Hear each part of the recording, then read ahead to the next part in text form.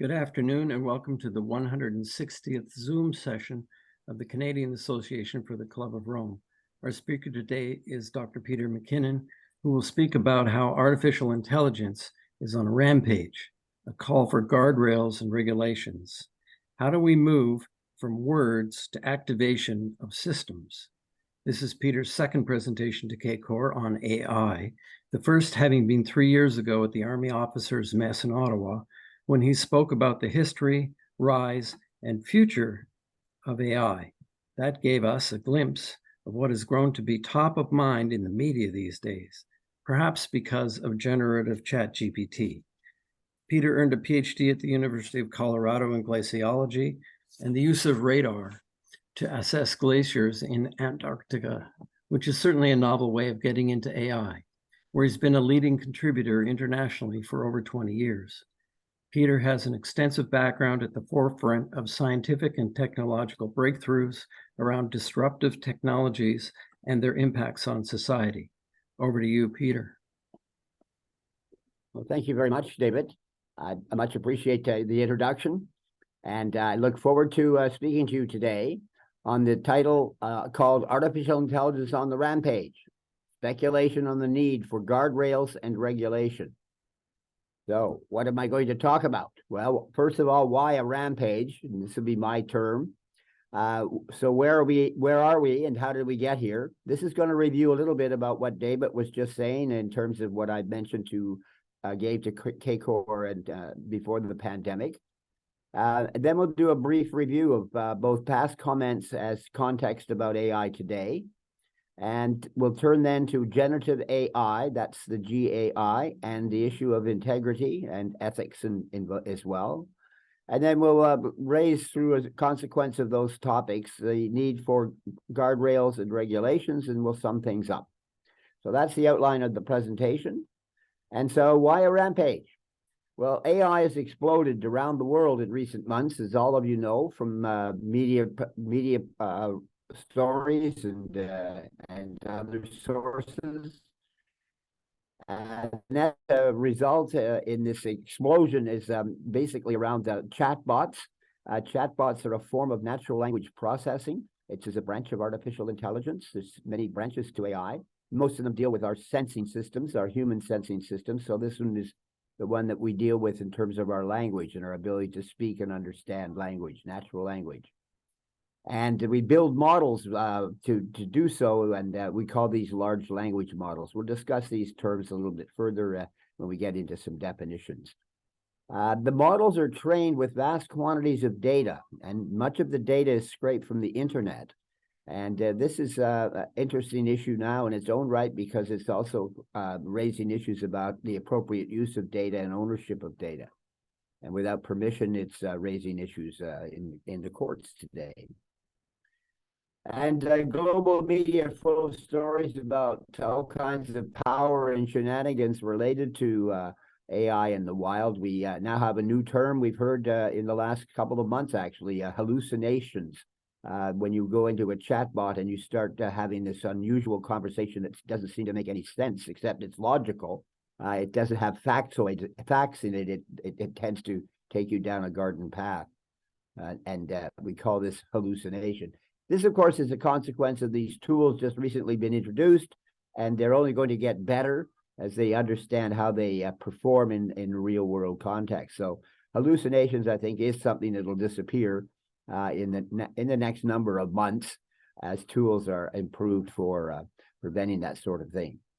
And as a consequence of this activity in the public and various statements by many in the industry or those who watch the AI business, governments and industry leaders are now taking some action in calling for guardrails and regulation. We'll explore that in much more detail in a few minutes. So where are we and how did we get here? Well, in the sense of where are we and how did we get here, I'd argue that the sweep of history is really three major benchmarks. One has been the control of land now for over 6,000 years. Now the control of machines for about 350 years, beginning with the so-called Industrial Revolution. And in the last 50 years, it's basically a new control around data or information and data in the digital sense. So these journeys have been marked by various transitions, and the main journey from control of land was manual labor and of man and beast to work the land. And then we had machines that came along to become labor-saving devices and assistance to making things. And now we've moved into the cognitive tools area for social use or societal use. And this is where the use of AI is now being questioned in terms of good versus bad, or various types of ethical issues. We'll explore those in some conversation as well. But all of this is accelerating the rate of return to what's happening these days. So we're really faced with rapid evolution in the technology and incredible acceptance in the marketplace in terms of the numbers of users growing at historic rates. So we've learned from history that the Industrial Revolution changed things, but what it really did is it changed the way we do things. It changed our politics, in effect, our societies, our economies, our employment patterns, demographics, and even our culture. It led to the vertical, the pyramidal organization. And AI is likely to have at least a similar impact on society, if not even more significant. Primarily more significant in the rate of change, so it'll be faster, and perhaps the magnitude of change will be more significant as well. And if I can say now suddenly AI, it's only because it's become a topical issue in media of all sorts. AI is not new. It's been around since the 50s. So it's slowly moved through a series of events in evolution, somewhat euphemistically referred to as winters and springs, or springs and winters, springs being when it's good and winters when it's bad. In other words, it got promised and was delivering on the promise. That was the spring, both in terms of the research and then ultimately some early stages of commercialization. Earliest applications of AI in many respects, as we talk about it in this context of natural language processing, was related to expert systems. And these were a way of trying to encapsulate human knowledge into a computerized system that could be used by other humans, not at necessarily the same level of knowledge. They would use the information system itself, the computer system, to add that level of expert knowledge. Anyway, by the early 2000s, AI actually gained significant funding from both governments and some very successful product launches by a variety of corporations from different countries, primarily Europe and North America and East Asia. And that has led to what I'm referring to as a summer bloom. First time we really used AI is in a summer. It's been the cyclical winter, spring event in the past. But where AI goes from here depends on both technical advances as well as social acceptance. And the social acceptance is the latest new pushback, in a sense, and we'll explore that a little bit further as well. So my color coding, as you can tell, is the two kinds of text. There's bold and there's lighter color text. The bold is my main points I want to make. The lighter text is for your edification, should you wish to study these materials in more detail. But the main point here is that companies can't stop competing right now. They are at a point where if they're asked to stop, they can't trust who's going to not stop. So the net result is that companies are now saying, we need help. This is the executives of these companies.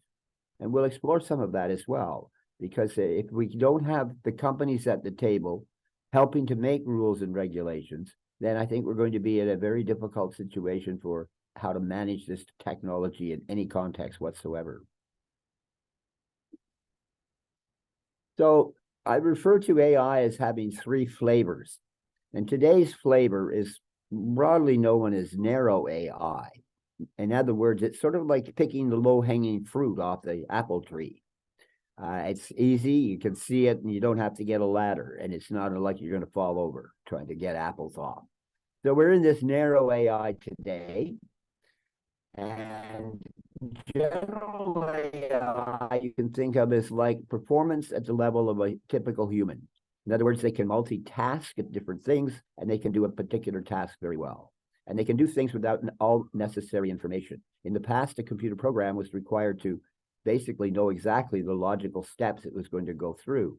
But in AI systems, where based on learning from facts, as well as learning from the experience that algorithms are developing, it's possible to end up with what appears to be intelligent behavior. And then, of course, the Hollywood side of AI is the superintelligence. And I say the Hollywood side because superintelligence invariably is portrayed as negative, as something that would take over the world. And good examples are The Matrix and Terminator type movies from Hollywood. And they're not the only. It's in science fiction on this ideas now for some time. The first ideas of robots sort of taking over was back in the 1930s in a book called I, Robot. So that's the beginning. And now here are a bit of terms. I won't go into details. They're here for reference. But when I use these terms, this is what I'm referring to in regard to this particular nomenclature. So the current state of AI. Well, first off, the fact that we call it AI doesn't mean it's intelligent.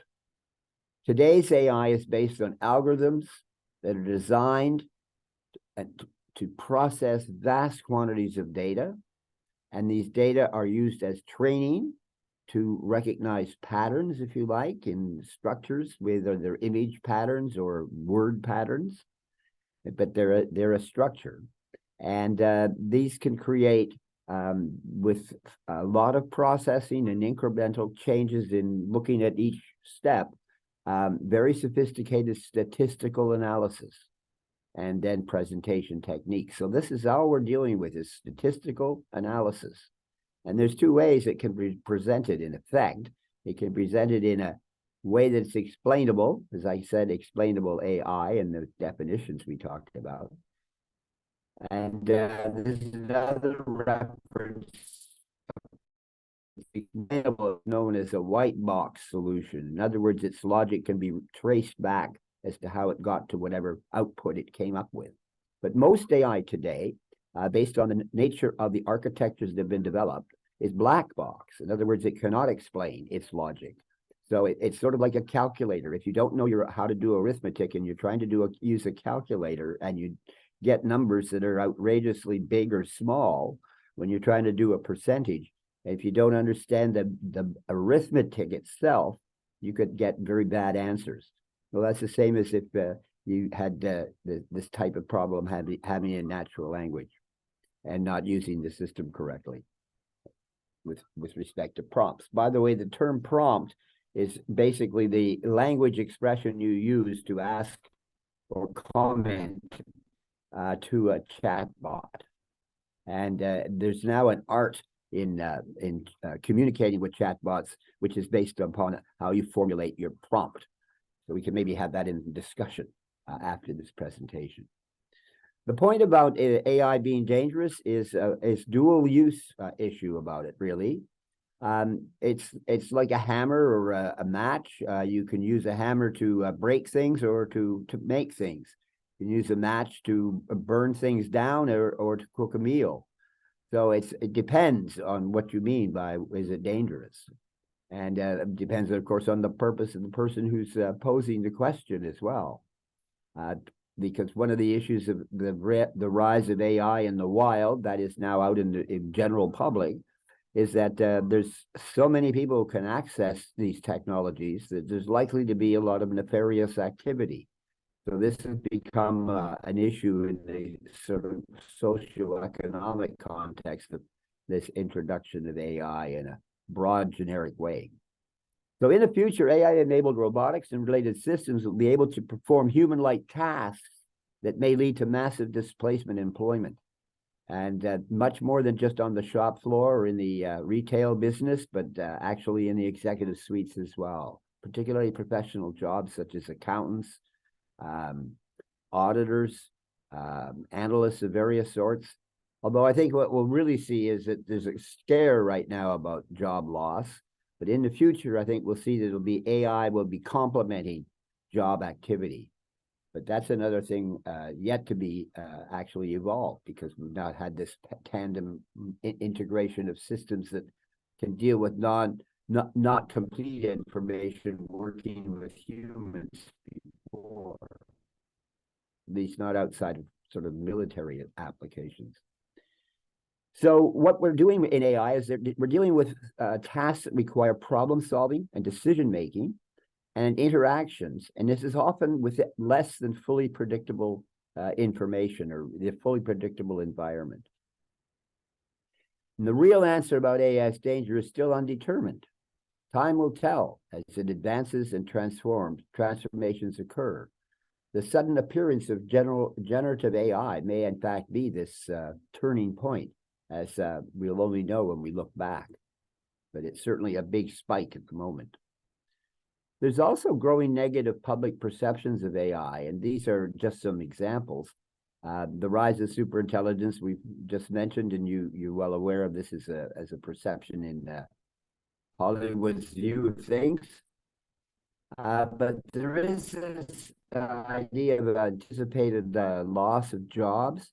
And as an example, and I'll cover that again here as well, but the strike in California involving the actors, the actors and writers, is over in part not just compensation from a traditional employment point of view, but also the threat of generative AI.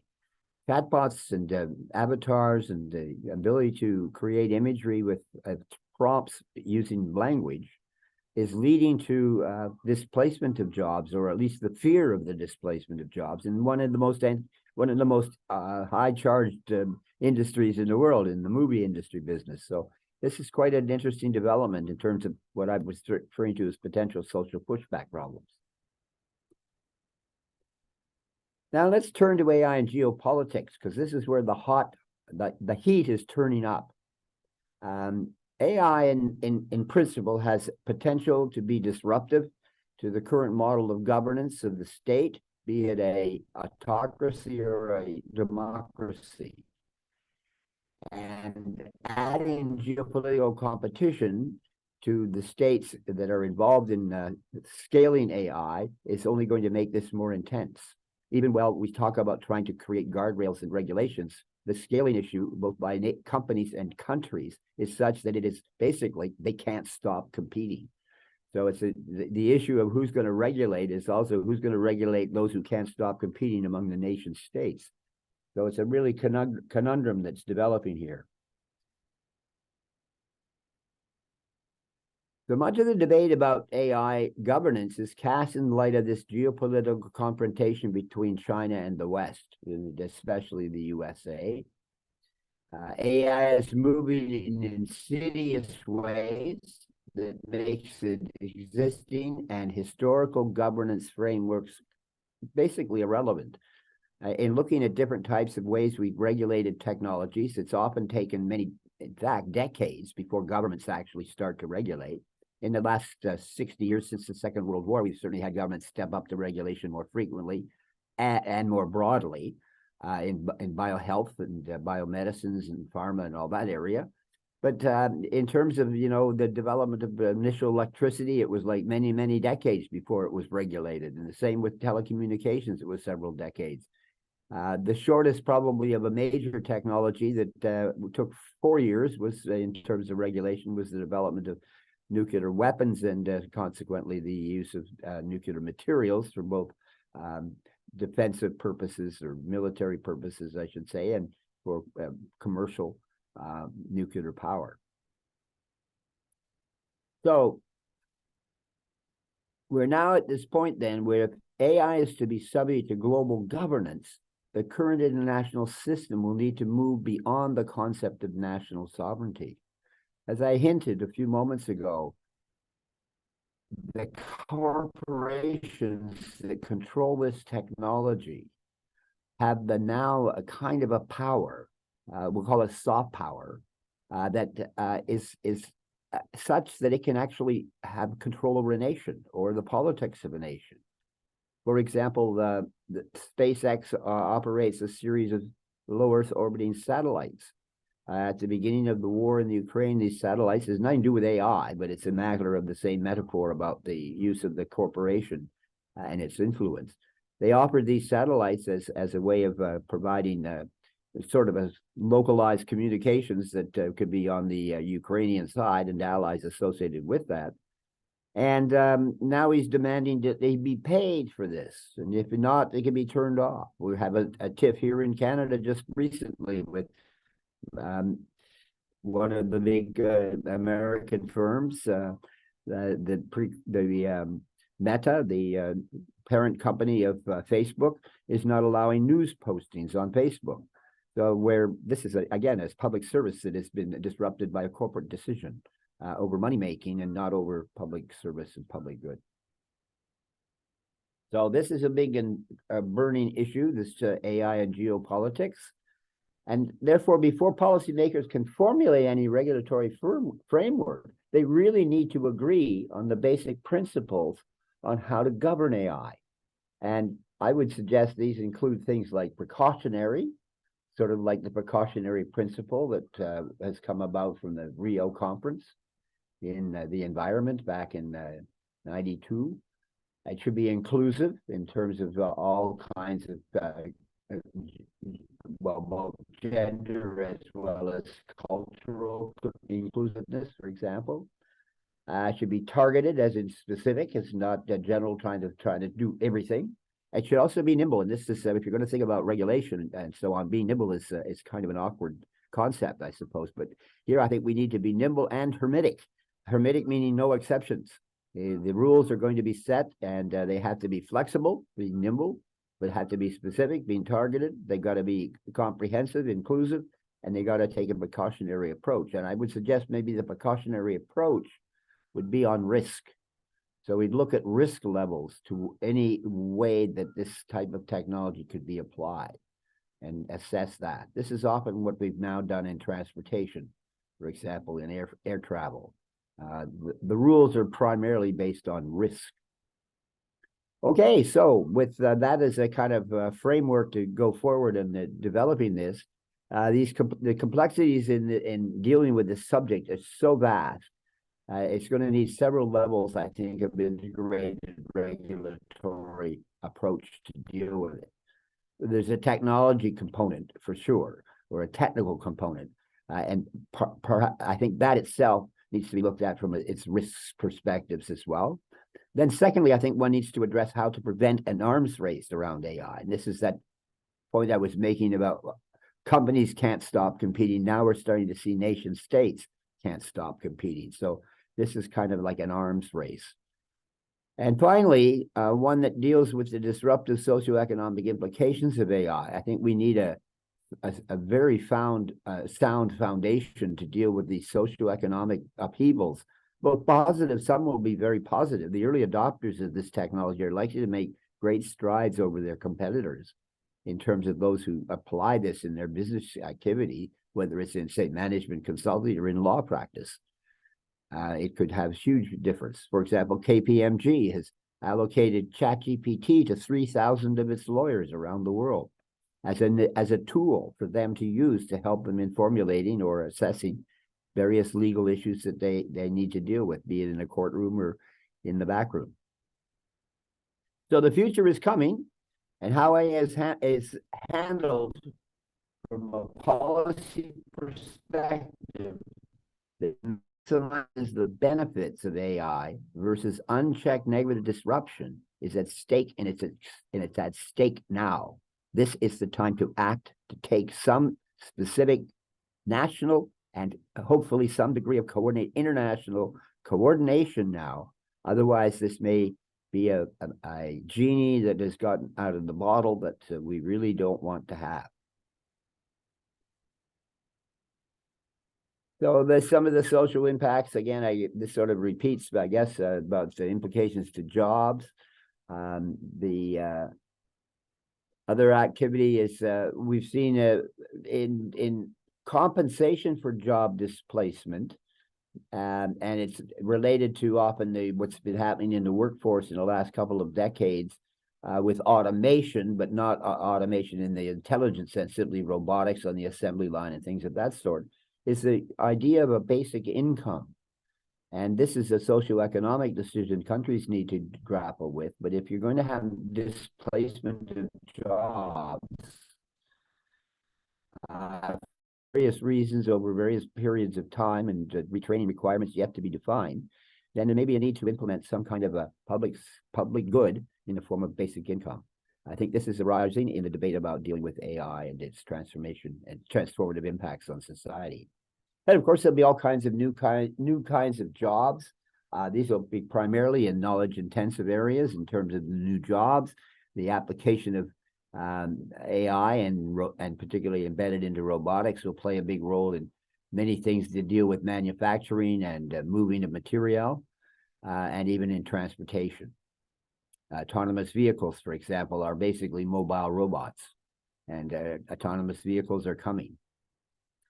And then there's the whole issue of the dual use, that is not just the black box, white box, but that's one aspect of dual use. The other is dual use in the sense of nefarious uses versus positive benefits to business and society. So AI has, in the cycle I was talking about earlier, going through the winters and springs, that we might think of as it was cyclical. First, it went through several of these cycles. It basically was overpromised. Industry picked up and started commercialization. Then it was oversold, and funding for the research was basically reduced in several countries. It was a kind of a pulse and a breathing of it, and it would almost went to sleep or went dormant or hibernation. But anyway, and it's now, I think, gone beyond cyclical, at least for the time being, until we get technical issues or social pushback, to a point where we're now at a tipping point, where it's irreversible in a sense. And so non-human intelligent type behavior or appearances is certainly exploding. And this is part of the rampage. I have a view that by the time we hit 2025, which isn't very far away now, we'll really see AI in two major streams that'll be pontificated on by their various proponents. The white stream will be the one that is all about commercial and socioeconomic success and use of it from a positive point of view. And this will primarily be the turf of companies. Whereas the dark stream, I think, will expand in three broad ways. And the most significant, probably we'll call it the criminal side, expanding as fast as possible with caution to the wind. Also, AI can be used to both penetrate cyber systems as well as protect cyber systems. So the security infractions is another big, huge issue of the use of AI. And this is, again, a dual use between, protecting and attacking.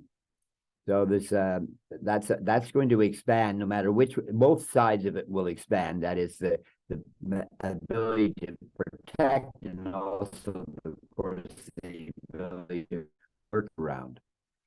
And kinetic defense, that would be autonomous weapons, for example, as opposed to autonomous intelligence gathering. So in kinetic defense, I think it's going to be a little slower in terms of deployment. There have been some documented cases of drones that have been outside of human control, but did target and assassinate. These are use cases, I suppose, in that space, but it's still not at the stage of swarms, such as we've seen in the movies. But swarms are coming, and just like birds that can move in a flock, we can see robots coming that can perform murmuration, I am sure, in the future. Then there's the potential for disruption, given all the things I was just speaking about, both positive and negative. Still other things can come along. These are sort of what we know and what we don't know, and what we don't know kind of issues. But among these, I think is difficulty in making major new breakthroughs. That was one of the reasons, in fact, AI kept falling off falling back into winters after it was highly touted that we were gonna have sentient computers in so many years and that this would be possible and so forth, and it didn't happen. And it was primarily the players inside the business, that is the academics primarily, who had built a name for themselves in this field, who actually were making the overpromise. And the overpromise turned out to be a fundamental problem of computing resources. And so we're now using massive computing resources as well as massive amounts of data to work on training and manipulating these AI systems. So there may be ultimately hardware limitations. The largest chatbots today are roughly 1 trillion parameters. Well, to put that in scale, the human brain has about 100 trillion, as I recall, 100 trillion neural connections. So we're starting to put up, to trillions of neural connections. We may start to see, in fact, sentient behavior or intelligent behavior. We still don't actually know biologically what intelligence actually is. Philosophically, there's great debate. And part of the reason AI was developed in the first place was to understand the human mind and the sense of intelligence. And we were doing so with a simple technique using a computer, a simple digital computer. But that whole world has changed dramatically since the 50s. And with quantum computing as a possibility that was becoming along and certainly has lots of positive developments, the ability to do AI in a quantum world will even make things more expedient. And I'll call it, there's a class of events we call wildcards. Maybe some might think of these like a black swan event. A term that was coined by a Wall Street analyst and investor who worked in the business of looking at unusual patterns in data streams related to financial opportunity. So we may see some breakthroughs in cognitive neuroscience. So this is a field that deals with the biology side of living systems, the wet computer, if you like. New human cognitive enhancement technologies. These are certainly something that's happening. You hear a lot about AI chips or brain AI interfaces. These are certainly an area of technical development. It's not productized at this point, but certainly it's moving in promising directions to, in fact, aid significantly the handicap, mental or physical handicaps that AI can help control, or in terms of control, as in allow you one to function more normally. And the Sputnik event possibility is also real. The Sputnik event refers, of course, to the Soviet Union launching the first artificial satellite in the late 50s, and sort of unexpected from the point of view of the West's view of Soviet capabilities in those days. And so they basically panicked around the concept of STEMs, science, engineering, technology, and math. And we had the new math. Many of us probably in this webinar have been through the new math at some point in the early 60s. That was all part of the Sputnik event. Well, we might have one of these again. I'm certainly suggesting we're already seeing direct competition between China and the United States at the nation state level. I mean, it really is. It's not just looking at any cooperation. It's like real serious competition. That could lead to some Sputnik event. And it could even lead to maybe overestimating or overinterpreting. And that could lead to mistakes. And societal disruption and disinclination. Well, the writer's strike and actor's strike is a good example of some societal distrust in this stuff. So, I mean, we're only going to see more of this as the kind of technology permeates social media, specifically the smartphone. Right now, you don't have your large language models running on smartphones. They run on high-performance computers, but you'll have plugins that will interface between your smartphone and the high-performance computing models. And heaven only knows what will happen then with these phones out there, and hundreds of millions, if not more than that, people interested in just pushing the limits. So in terms of the societal concerns regarding AI, I think it's important to think about the ethical and legal implications. And these are really important for the design and deployment of AI systems. In other words, responsible supervision of the development of these systems. That would include integrity and ethics. We'll talk a bit more about these in a few moments. About the model of governance, and accountability, and reporting, and all the details that are nits in many respects, but are absolutely essential in order to have a smooth running machine here, and that's going to be the governance machine. Guardrails are the latest discussion that have probably stopped the guardrails and regulation discussion. Guardrails is the furthest advanced. Guardrails are voluntary, basically. Some guardrails have come about, and I'll cite some examples in a minute. Also, some regulations are coming about. These would be things that are being enforceable by a law. And we'll look at who's got the latest on both of these. And AI is not moving in any single ethical direction. It's being pursued by a wide range of users and developers. As you can see from this list, these are just examples. And the ones that are of most concern tend to be the non-state actors, such as criminal gangs, terrorist groups, and to some extent, I guess one can say state actors that use this for intelligence gathering purposes. But the point here, and although all of these are different kinds of user groups, if you like, they each anticipate positive outcomes by using AI to support their goals. And these are clearly at different odds with each other. So again, AI is going to have this massive mix of good and bad, I think, in the same time, until we figure out how better to manage it. So if we think about the management of AI and its application, and I use here three broad parts of our socioeconomic system that's basically universal in the world.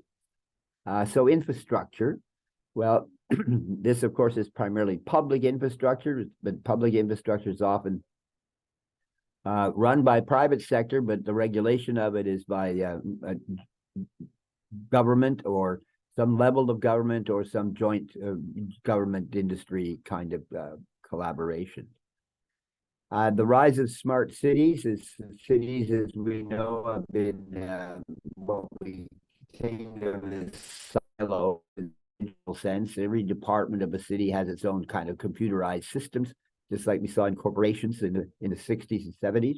Everybody had to have their own systems, and they don't share much, especially now that we see data as one of the latest, well, in fact, we could say data is the newest commodity in a commodity market. And smart cities thrive on data. And so the same as these large language models thrive on data. So this is part of infrastructure. The pandemic has demonstrated the transition in the core of cities. We're seeing many cities, even here in North America, high-rise buildings that were once office buildings are now being turned into either dual use, as in office plus accommodation, or simply being turned into accommodations. We also have a housing crisis, which is independent of the pandemic, but nonetheless is associated with the issue of where people live and how they can migrate around. So these are, again, other examples. Intelligent transportation systems. This is of course, autonomous vehicles or connected vehicles. And energy ecosystems. I mean, we're now going through a massive, probably 30-year plus energy transition from moving from fossil fuels to other sources of energy. So that's a huge, again, opportunity for the use of AI and helping to manage the complexities in these types of transitions. Manufacturing, we're seeing, of course, more and more advanced robotics, both through vision systems, another sensor of ours. We can see things, but know what we see, as opposed to a TV camera when it's in the studio. An operator who turns the camera to the talking heads or to the pictographs that need to be shown. And additive manufacturing, that's like 3D printing. So we now got a scale of manufacturing, not by whittling things down, but by building things up. So instead of machining it, taking a block of metal and machining it into a cylinder, we can now take some bags of powder and put them into a machine and build something layer by layer, exactly the shape we want it to be, and to certain characteristics of its strengths and materials and so forth. And then even on the other side, as I was mentioning earlier, beyond the show, professional services are likely to see a very significant impact of AI. And I just simply outlined several areas here that are leading. In fact, we already see AI being used for financial fraud detection, and it's aiding auditors. We've seen cases where lawyers are presenting basically chatbot cases in court that turn out to have actually been hallucinations. So that's not good. They're trying to present evidence in a court that turns out the evidence was fake. It was made up by the chatbot.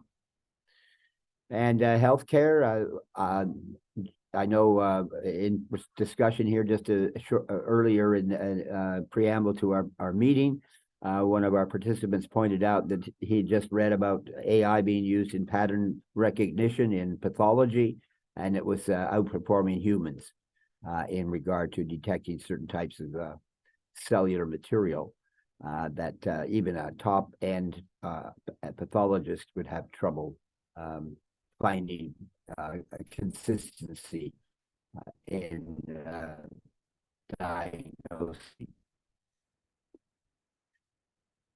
So it seems like there's an emerging race, and I'd like to explain, or at least poke some ideas out as to why. I think it's real, and that's because we've seen so much money thrown into AI, both by the private sector and the public sector in many countries, and at various levels of regional and national organizations, like it's G7, G20, UN, BRICS, it's Shanghai Cooperation Group, etc. There's all these regional things. Everybody's dealing with some aspect of how are they going to grapple with AI, because they all seen it as disruptive. This dual use is part of that disruptivity. And AI is going to enable other disruptive technologies. In fact, we don't understand the synergies yet because we can only anticipate this to some degree. But I can see where AI, such as some knowledge-based system using deep learning in sequence with CRISPR, a gene sequencing and genetic coding technology could end up creating, synthetic living systems.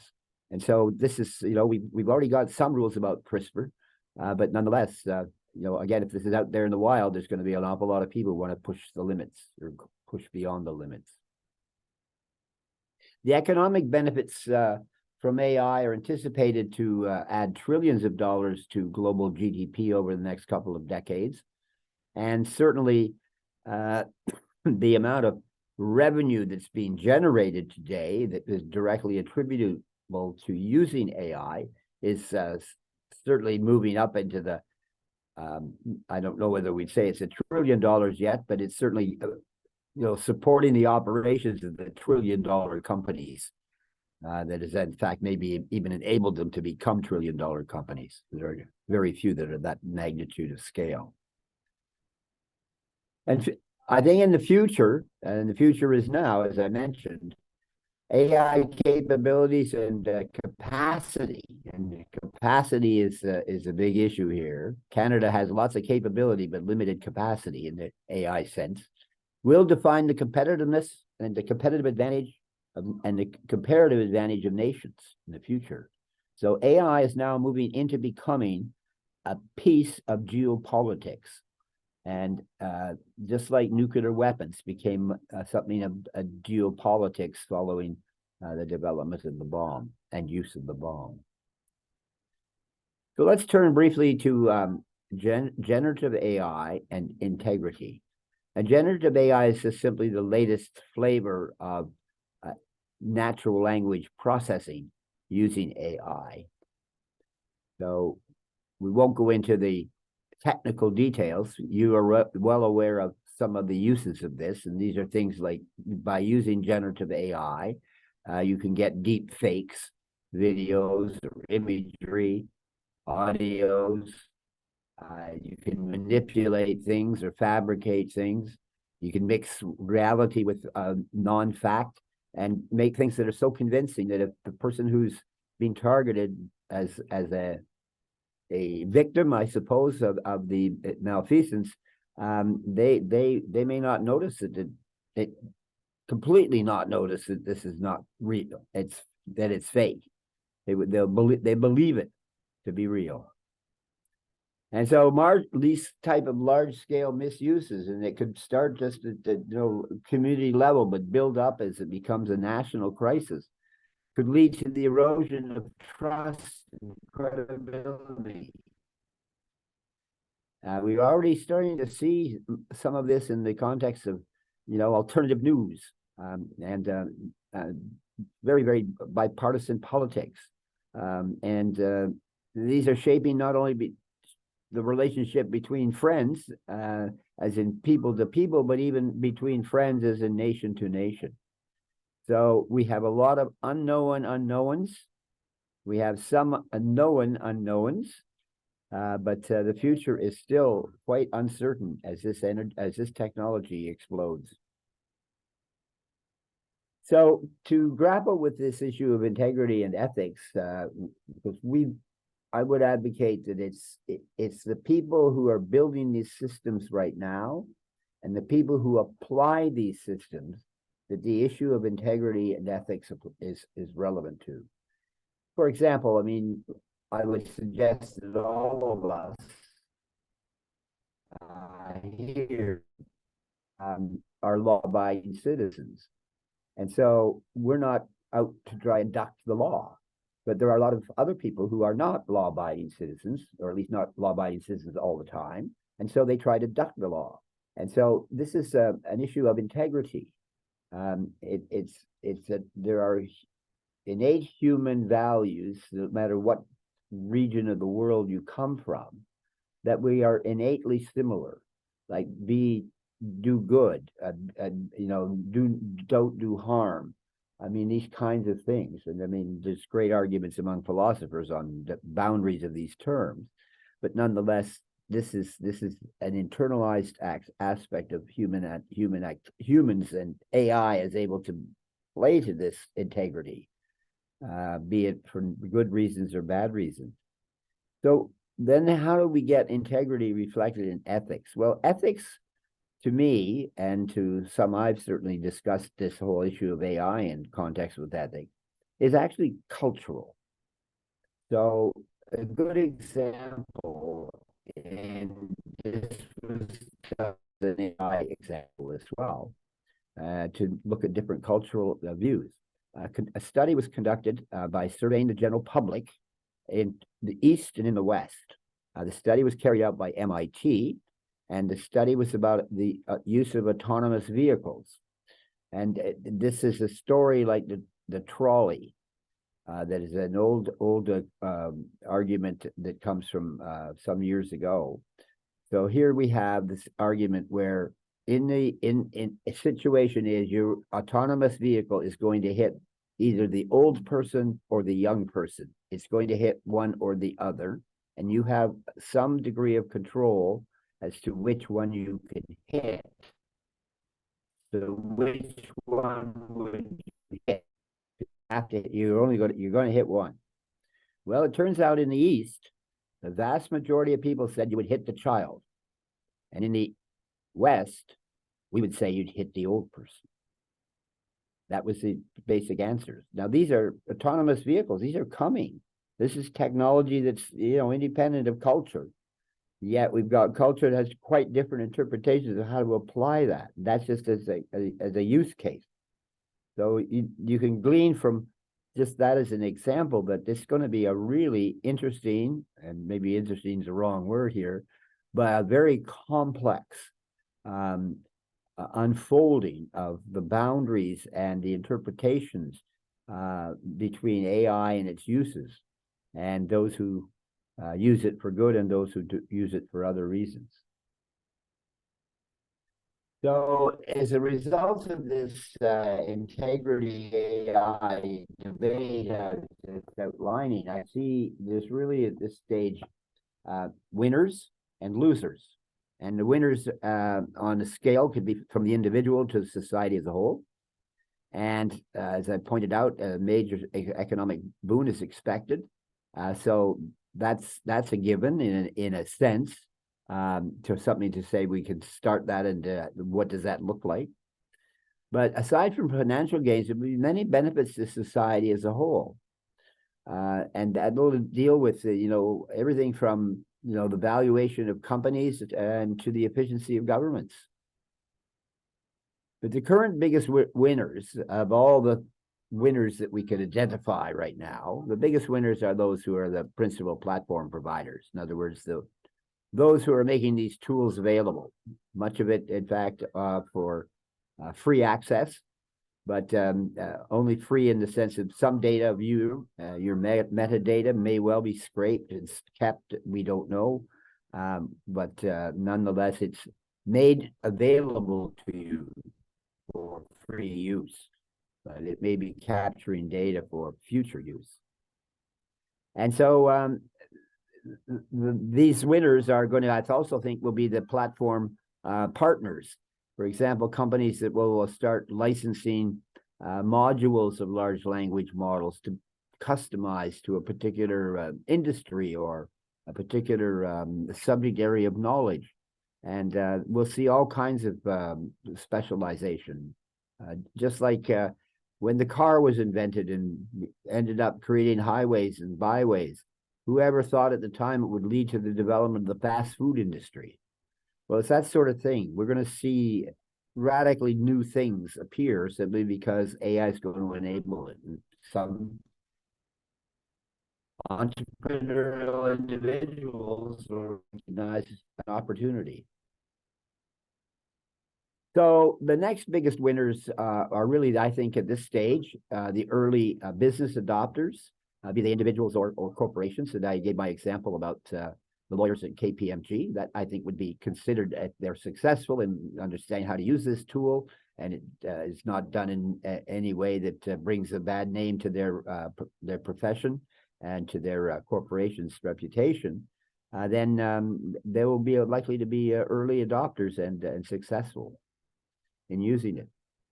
And those who like the classic crossing the chasm discussions of bringing products to market and the different phases of marketing. AI is going to go through that, but probably at a much more accelerated rate and with many, many more players at play. And the third category of winner, and here it's in quotations, is unfortunately those wide-ranging group of nefarious actors. And there's many already out there, and I'm sure far more coming. And clearly this category operates in a world where integrity is irrelevant and disruption is a purpose. And with those sorts of things happening, while at the same time trying to run a system of good governance that is a benefit to all, with the same competing side with vast numbers of people with lack of integrity and lack of anything except disruptive purposes, we're in for a rough ride for at least some while as we figure out how to work our way through the structures this is going to cause in our society, structural changes. Well, then let's turn to the losers. Well, given the potential for this dual use, I keep stressing, and that's, I think, really important to keep in mind, the abundance of nefarious actors. We're getting these cracks in the social fabric, and I've cited some of these already. In addition, serious concerns about job security are arising, and this is that using the Hollywood scene. And I think that other thing that's going to be a major issue is, scraping of this data if from the internet, which for some reason companies think is open source, to them taking whatever they wish, is going to lead to a lot of new lawsuits and other legal implications that could, in fact, drag down AI in not in a technical sense, but just in a way that is too much fuss to worry about and don't use it, type of thing. So data can be manipulated, data can be taken without permission, data can be purposely, using an algorithm that has a bias in it, processed in a different way than with an algorithm that doesn't have a bias. So, I mean, there's huge dimensions of complexity. Let's now turn to the concept of what is driving the erosion of trust. And I think we all would agree that we sense there's been an erosion of trust in our society in the last decade or more. We certainly see it through media reporting and the kind of things that happen in our neighbors south of us. We've seen that here in our own country with, say, the trucker convoy last year and its implications. And all of these are, incremental pieces that are whittling away at the institutions and the conventions that have established a relatively stable trading global environment for the last 70 years or more. And it's now, I think, coming under a new form of stress with new actors, as opposed to, well, of course, just new countries. We're many more countries now than at the end of the Second World War. But now we have this new player on the acting table, or the geopolitical table, and that's the corporation. And I don't think we've really ever had the corporation at the center of control over governments as it is now. So this is yet another interesting evolution in human relations, if you like, and how to build these relationships between different parties. Currently, there's a wide range of lack of data protection. In other words, some areas of the world have got some reasonably good data protection. It's been coming along since before AI.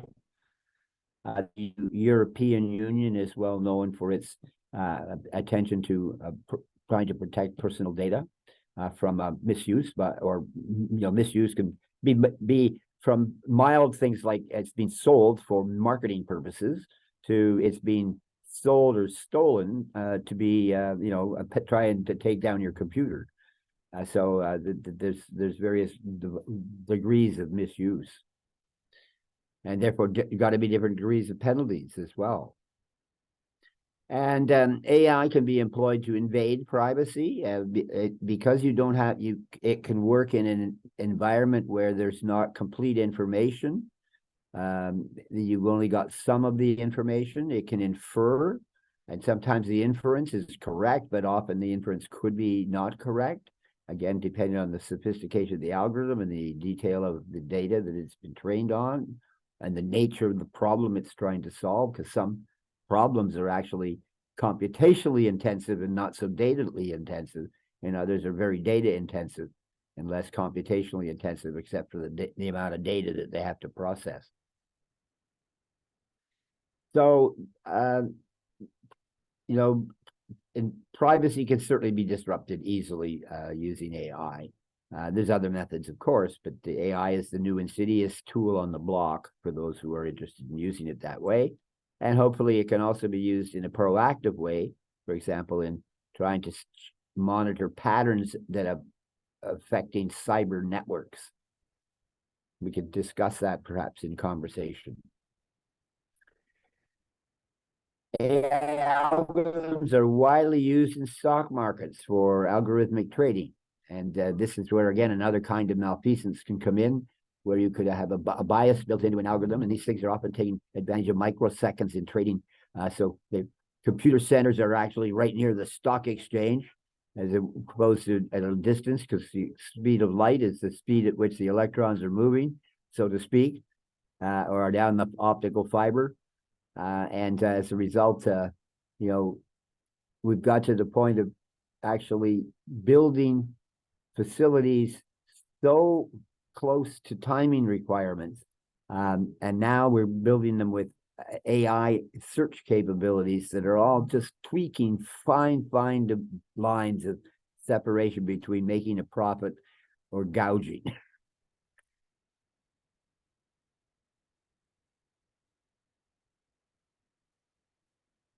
If integrity is not prioritized in AI development and deployment, society as a whole could really suffer.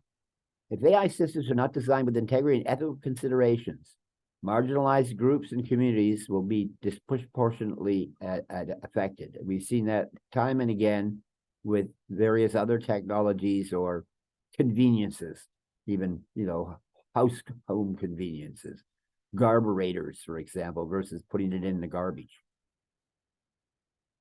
Biased algorithms or discriminatory practices can reinforce existing disparities and exacerbate already existing social inequalities. And GA algorithms can be used to develop automated hacking tools. And this is classic examples would be in cybersecurity context. So AI can disrupt jobs, and not just the manual ones, but the professional ones. And the exploitative concerns with GAI arise due to the malicious use or manipulation of the AI technology, and not inherently stem from the AI itself. This is really important. Yes, there can be a bias in an algorithm which will extend from the technology, but that bias is knowable. We may not know where it is right now, but we know it could be found if we decide to open up the algorithms to certification, for example, such as doing so by voluntary inspection, which was recently agreed to in the United States with 7 AI companies and the US government. So the safeguards in developing AI can help mitigate and preserve integrity in AI applications. That's again this notion of the sort of a symbiotic relationship between integrity and ethics and developers and users, and choices about use of this type of technology. And the winners and losers in the context of AI and integrity are not fixed or predetermined. This is the view from today, and it's a view looking out into the foreseeable future, which gets fuzzier by the day or the month or the week or the year. But nonetheless, it's got context to it, but it's got to be nimble, as I was saying in an earlier context in developing rules around this technology. So guardrails and regulations. Well, basically a guardrail, as I'm sure you're well aware, is a strong kind of fence that protects people and things from falling off a precipice. So in the case of AI, the metaphor is a fence, but it's not a physical fence necessarily. It's some kind of a digital fence or a governance practice on how you operate. So currently AI guardrails are voluntary. They meet some kind of minimum certification and performance requirement. And as I was alluding to the US agreement just a few weeks ago, with it at the White House, so the president presided with the CEOs of 7 major AI firms from the United States, both big names like Google and Meta, and Google and Microsoft, but also smaller companies like OpenAI, the one who's actually been at the core of this recent wave of activity around generative artificial intelligence. OpenAI is the supplier of ChatGPT, and DALL-E, the drafting tool that could create art from prompts. So these are currently voluntary. And what has been agreed to, and this is, I think, quite significant, and no laws to enforce it yet, but it's significant in a way, is the Americans agreed with their president, their companies agreed they would submit their algorithms, and their publicly facing algorithms, to third-party inspection. Now, interestingly, in April, and I'll highlight this again in another slide, China also introduced some guidelines, what we could call guardrails. And I'll point that out in a few moments.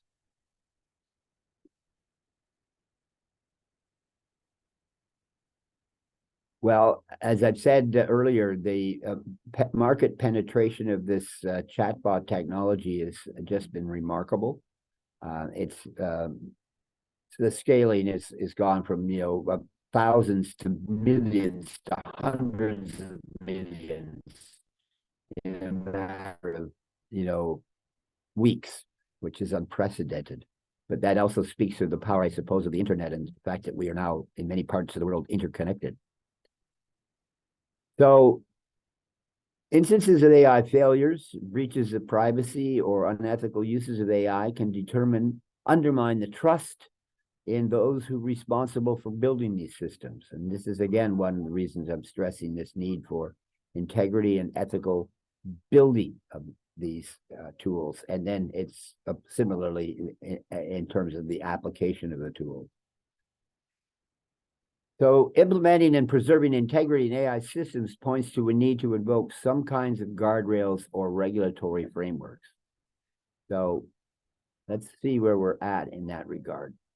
The governments around the world have certainly been taking notice of this issue, and many have started proposing some steps. Let's look at what they here.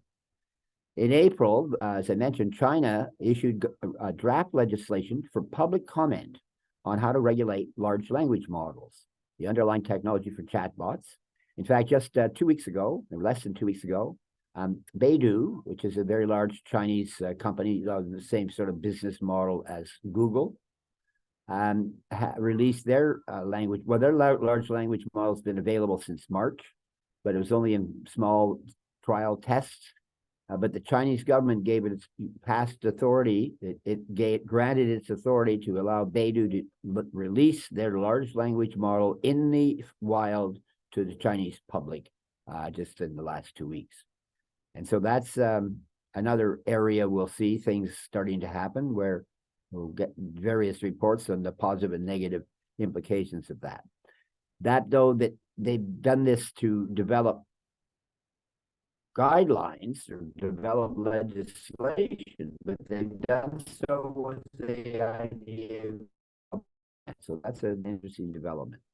Then in May, the G7 countries launched the Hiroshima AI process at the G7 meeting in Japan, and that's basically a forum for harmonizing AI governance among the G7 nations.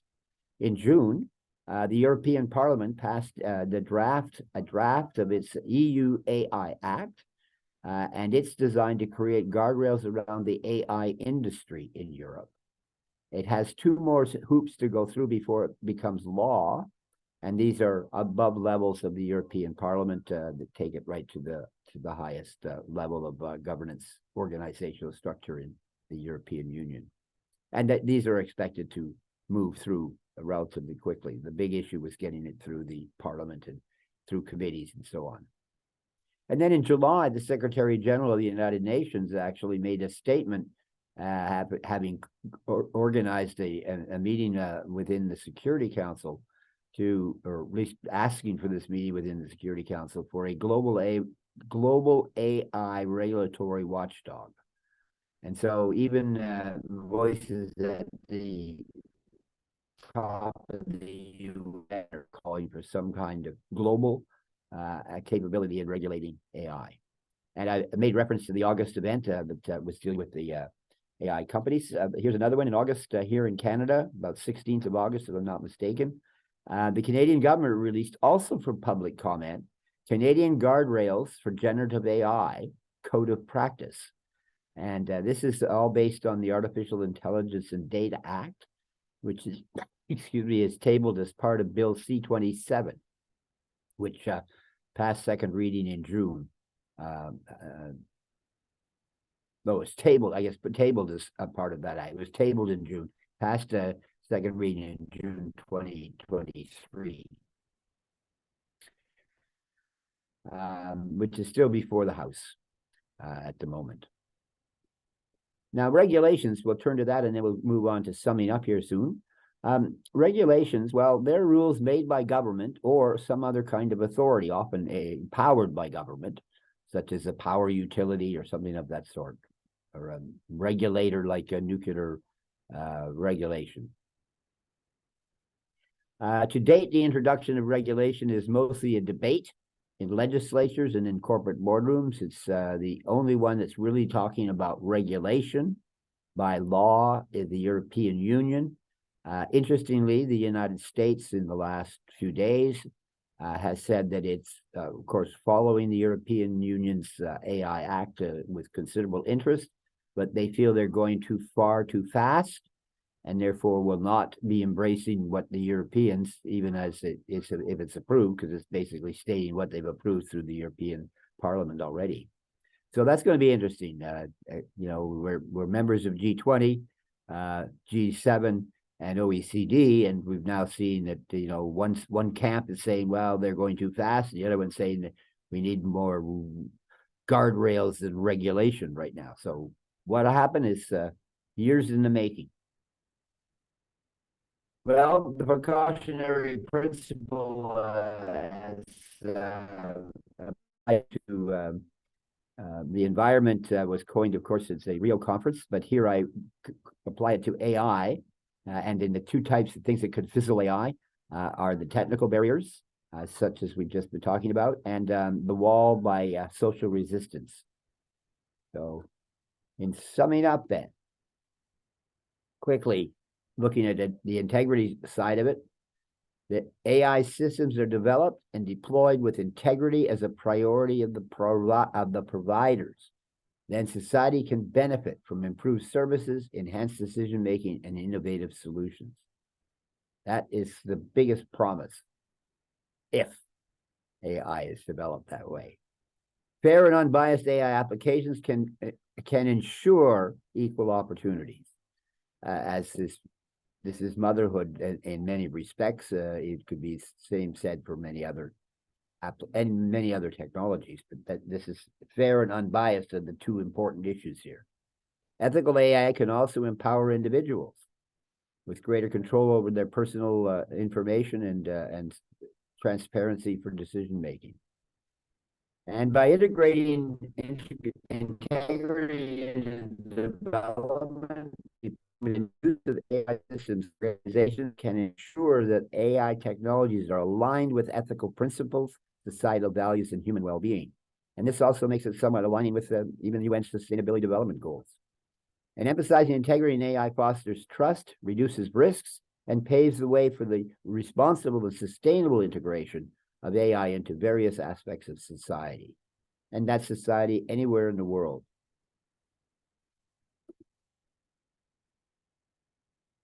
And I'll just hit on a couple here. The results of what's happening, though, are still unpredictable and could even lead to the demise of ethical principles if there's a significant societal pushback on or fragmentation in the use of AI. It may not even be pushback. It could just be adopting it for, culture wars, if you like.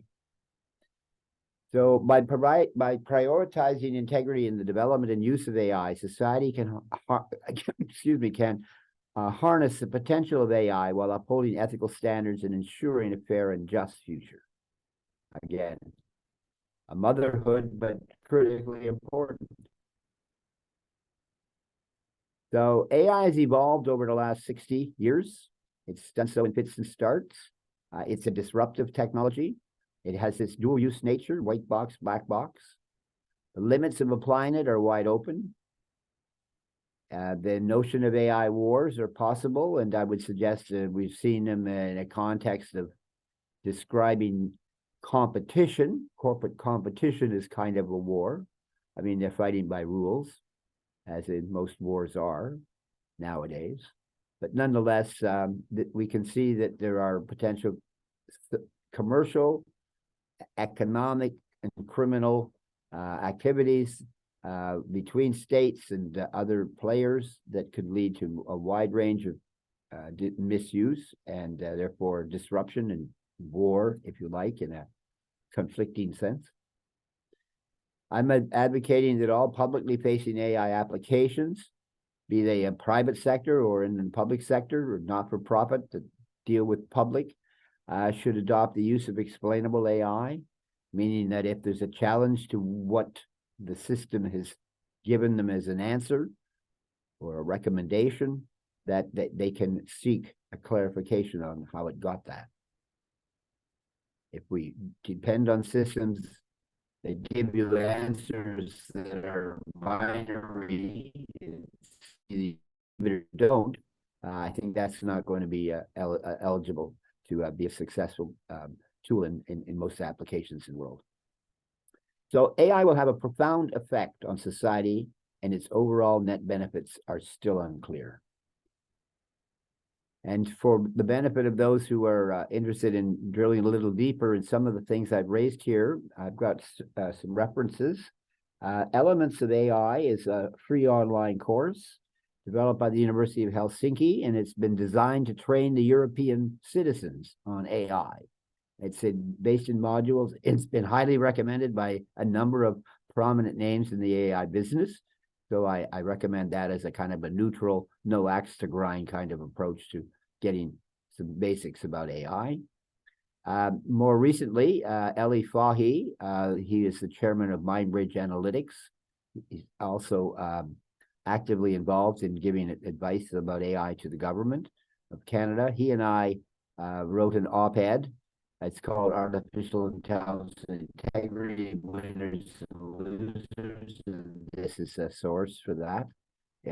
In the first 3 weeks of its publication, which was published on August the 9th, it had over 5,000 reads, which is interesting. We've now written another op-ed, which will be published sometime in the next few weeks, and we'll let you know what that will be when time comes. And very interesting, the latest issue of Foreign Affairs, a magazine published out of New York City by the Council of Foreign Relations, has an article called The AI Paradox, and it basically talks about AI in the context of geopolitics, and it's written by a well-known foreign affairs analyst and a very well-known artificial intelligence company founder, one of the co-founder of DeepMind, and now a new company that also was at the table in Washington for that group of 7. So thank you very much for this opportunity to speak to you today. I'm looking forward to the conversation, questions and answers, as well as things I may have to take notes and say I'll have to get back to you on. So thank you very much. Well, Peter, thank you very much for this interesting talk. I'm appreciative of the work that you've done and what you've put into it. This is such a rapidly changing situation that perhaps in a few months we should get you back.